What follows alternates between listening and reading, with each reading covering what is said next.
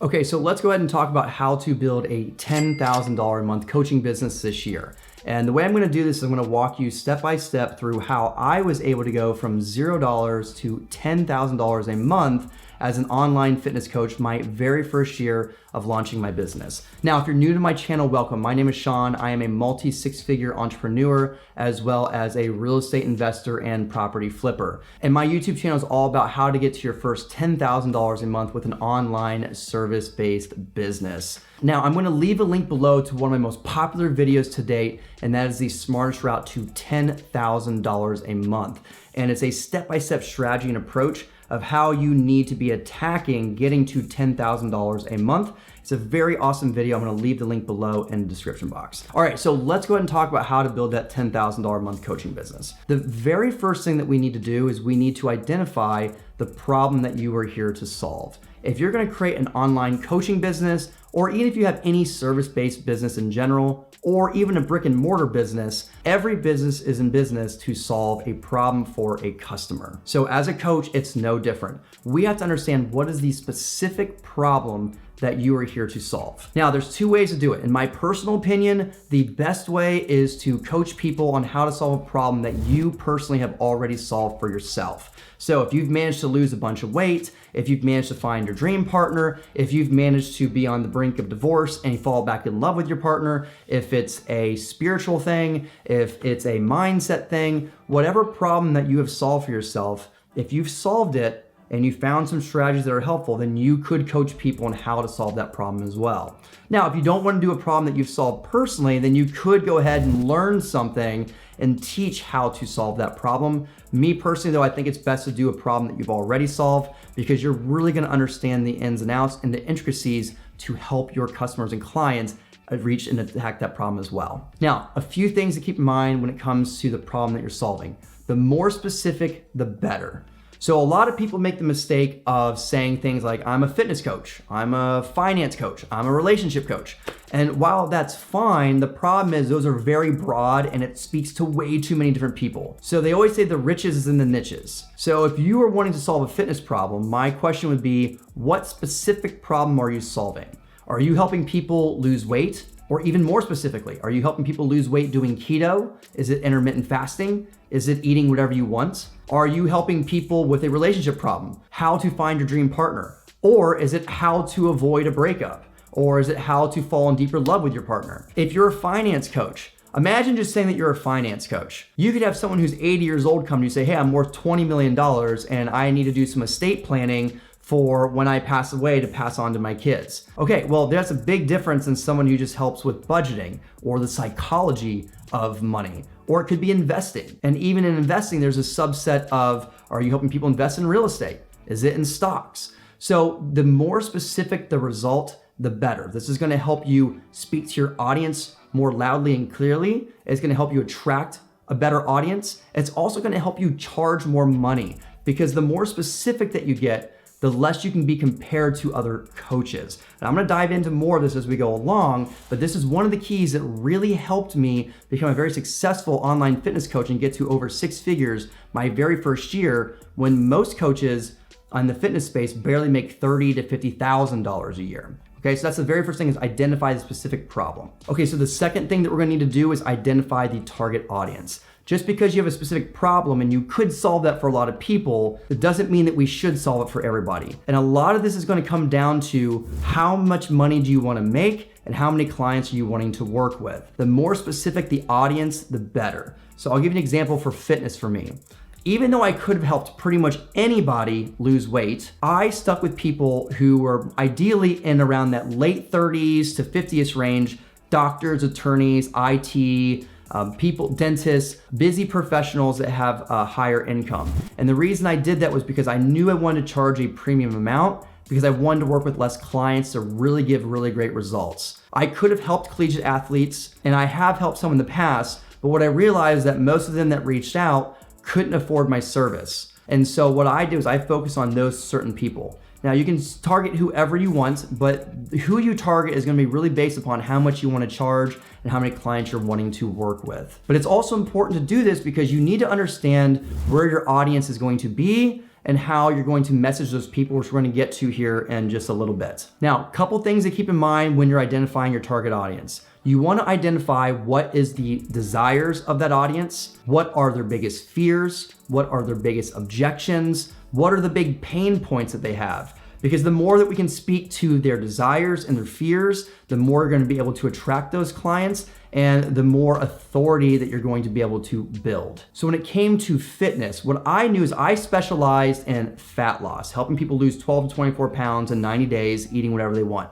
My target audience was doctors, attorneys, engineers, IT professionals, and things like that. I knew their biggest challenges were they are busy professionals. They don't have a lot of time to spend hours a day at the gym like maybe a college student would. They also probably have families. And so they maybe can't just meal prep every meal because they've also got to accommodate for their family as well. They might eat out a lot. So their biggest pains are, I don't have time. I don't have time to make a lot of food and meal prep. I don't have time to be at the gym every day. I'm really busy. Maybe working out's really painful or it's hard to eat healthy. So the more I was able to identify these pain points as I was crafting my offers, which we're gonna get to in a second, or the more I'm messaging these people, if I can speak to that and help them see how my product or service helps them overcome those challenges and not have to face those, the more likely they are to convert with me. Okay, so remember the second thing is identifying that target audience or your customer avatar. Very, very important as we go into the next steps. Now, the third thing that we're gonna wanna do is we got to craft an offer. If you do not have this, you are not going to be able to build a $10,000 a month business. This is the most important part of being able to entice people's crafting an offer. So what do I mean by crafting an offer? Your offer is kind of like your elevator pitch. If I told you to explain what you do in 1 or 2 sentences or in 10 seconds, how would you describe it? If you just say, I help people get fit, well, that's fine, but think about with me, I help people lose 12 to 24 pounds of fat eating whatever they want in 90 days, okay? Spending less than 2 or 3 hours a week working out. So you gotta get very specific with the result. It should be very crystal clear what your customer is going to get when they hire you or pay for your service. Now, when it comes to crafting an offer, there's a couple things you wanna keep in mind that's really gonna make a very enticing offer. One is understanding the desirable result that your client has. The bigger the result, the more they might pay or the more likely they are to convert. Other things you want to keep in mind,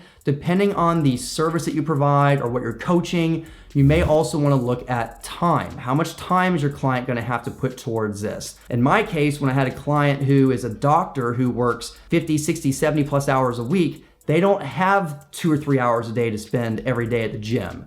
So I have to help them understand how little time they have to spend. So depending on what you're coaching or the service you provide, how much time is involved. Also, how much effort is involved. If my client was required to follow my exact meal strategies, work out every day for 2 or 3 hours for 90 days straight, that's a lot more effort than if I'm telling them you only gotta work out 2 or 3 hours a week and you can eat whatever you want. So how much effort is going to be required by your customer to get the result? Now, the final thing when crafting a really great offer is what is going to be that risk reversal? So a risk reversal is that level of certainty that your customer has to know that you're going to give them the result that you say you're going to give them. And so the better the risk reversal, the more likely someone is to buy from you. So make sure you craft a really good risk reversal. Now, once you have the awesome offer in place, the next thing you're going to do is you're going to do lead generation. If you don't have leads, you don't have a business. You have to have a system that allows you to keep bringing in customers or leads all the time to convert, because if you don't keep converting new clients, you're going to go out of business. Now, when it comes to lead generation, you have 2 main avenues.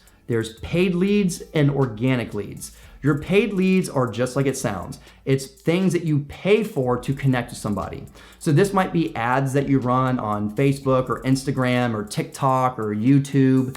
It could be websites or apps that you create profiles on that you pay to connect with people who need a service like yours. But the challenge with paid leads is that most people who are starting their business don't have a lot of discretionary income to put towards paying to connect with people. And so that might mean that you need to go to the next thing, which is organic leads. Organic leads is going to be your way of attracting people for free. Now, within the organic leads section, you have two main categories. You have your warm leads and you have your cold leads. Now, your warm leads are people that you've already built rapport with and they already know you. So the best place to start is going to be your phone list. Go on your phone, start contacting every single person you know and start messaging your offer to people. Now, once you go through your phone list, the next category might be something like your social media following, Facebook, Instagram, TikTok. But the people that follow you and know you, you could start going on that route. But once you've exhausted your warm leads, you're going to go to your cold leads. Cold leads are people who've never met you, never seen you, don't know anything about you. Now, the likelihood of you converting a cold lead right away, especially if you charge a reasonable amount, might be kind of slim. So here's the key with cold leads. You have to create content nurturing. And it's not just cold leads, even warm leads too.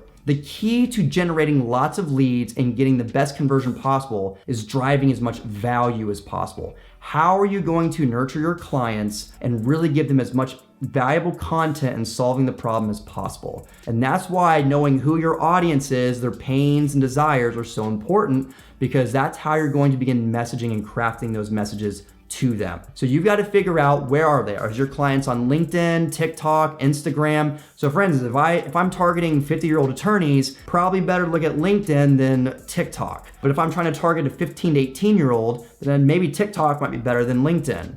So you want to start picking platforms and really start driving content and really nurturing how to solve that problem. The key is give the secrets and sell the implementation. Don't be afraid to give as much value as you possibly can to your clients. A lot of people have the fear of over delivering like value. What if I give too much? What if I give away all my secrets? You're not going to give away too many secrets. I can promise you that. There will be some people, yes, who take all the information and solve the problem on their own. But guess what? Even if they solve that problem, they now see you as an authority figure. You're the person that solved that problem. So if they have a next level problem, or if they have questions along the way, who are they probably going to go to? Now, there's going to be another massive category of people who get the information, but have a hard time implementing. They need someone to hold their hand and walk them through the process, and that's going to be where you come in. But anyways, lead generation is going to be huge. But this is how you build that $10,000 a month coaching business. Going through these exact steps, step by step in order, and really building this out. Once you have all this built out, it's just a matter of rinsing and repeating. If this video gave you some value, please be sure to smash the like button, hit the subscribe button, little notification bell, so you can get more videos on how to get your first $10,000 a month, and also how to build financial freedom through things like investing in real estate and stocks and things like that. Also, if you have questions, please be sure to leave them in the comments below. I will be sure to answer these as best as I can. Or if there's also more information or details or other videos you want to see regarding these topics, be sure to comment below with those. I'll review those and see what kind of videos I can produce next. Let's get out there and let's build that dream.